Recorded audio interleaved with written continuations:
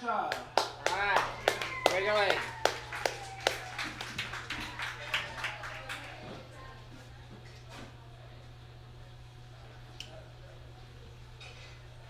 Salibonani. Ngiyalibonga lonke ukuthi libuye lizongibona, ngiyalibonga, ngiyalibonga, ngiyalibonga, ngiyalibonga, ngiyalibonga, ngiyalibonga, ngiyalibonga. Ngiyalibonga lonke ukuthi libuye lizongibona.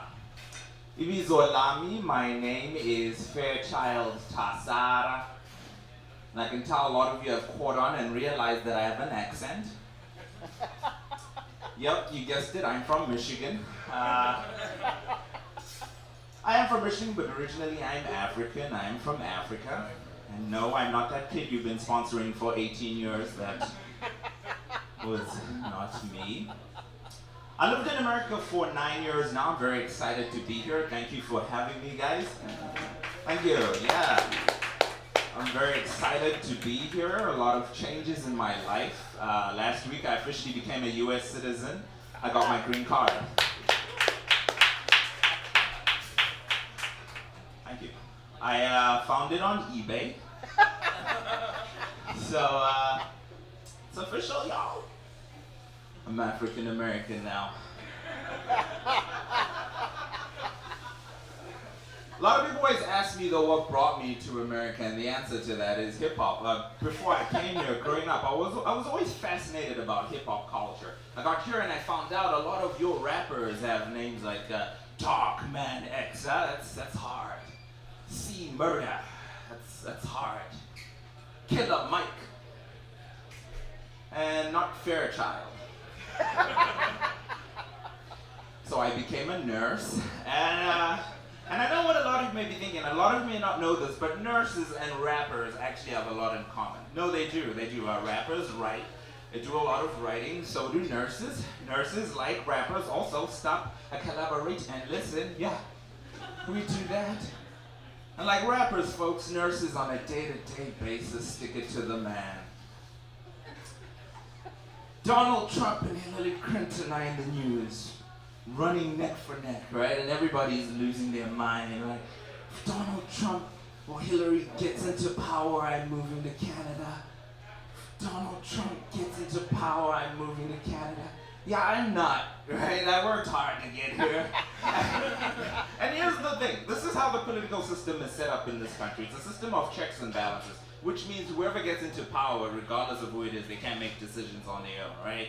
Whereas I come from a country where we have a dictator in power, and if he wants us to wear red socks every Tuesday, we're fucking wearing red socks every Tuesday, because he has guns, and guns hurt a lot.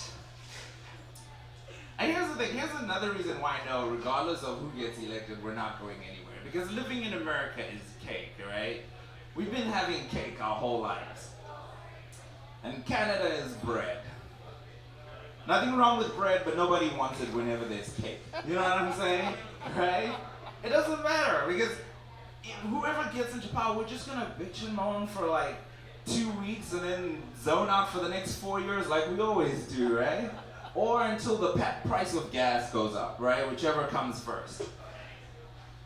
I am an immigrant though, and I'm a big history buff, and there's one thing I've noticed just from my studies is that immigrants don't want to be American. I know that sounds kind of weird, but it's true. Immigrants don't want to be American. You know how I know?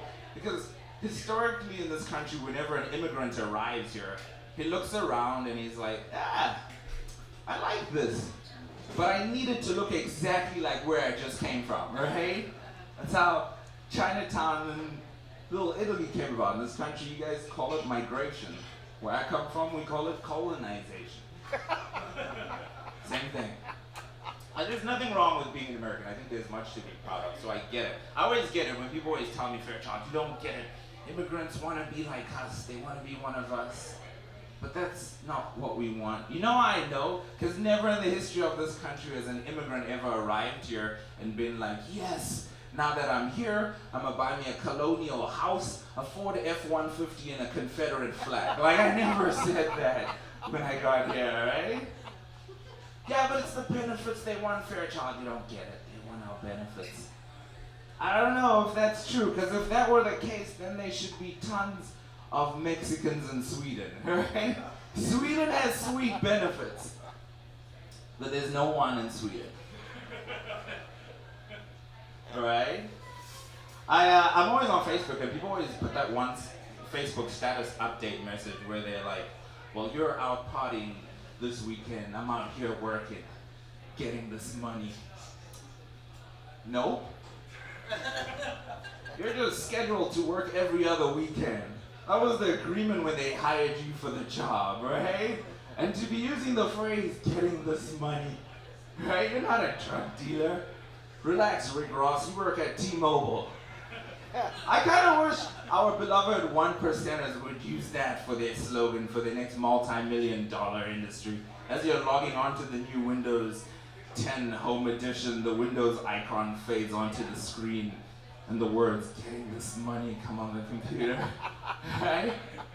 I myself dream of one day getting this money. I'm a very motivated person. I've always come to understand that in this country, in order to succeed, it's through hard work, dedication, or the Illuminati if you're black. Right? Beyonce, we know you sold your soul.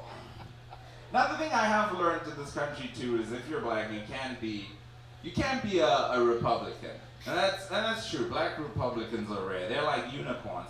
That's why every time I see one, I always make a wish. Before I leave, I was on the phone with my mother today back home in Africa, and she was telling me that there are rumors back home that I'm this big-time celebrity / comedian living in America. And I was like, what?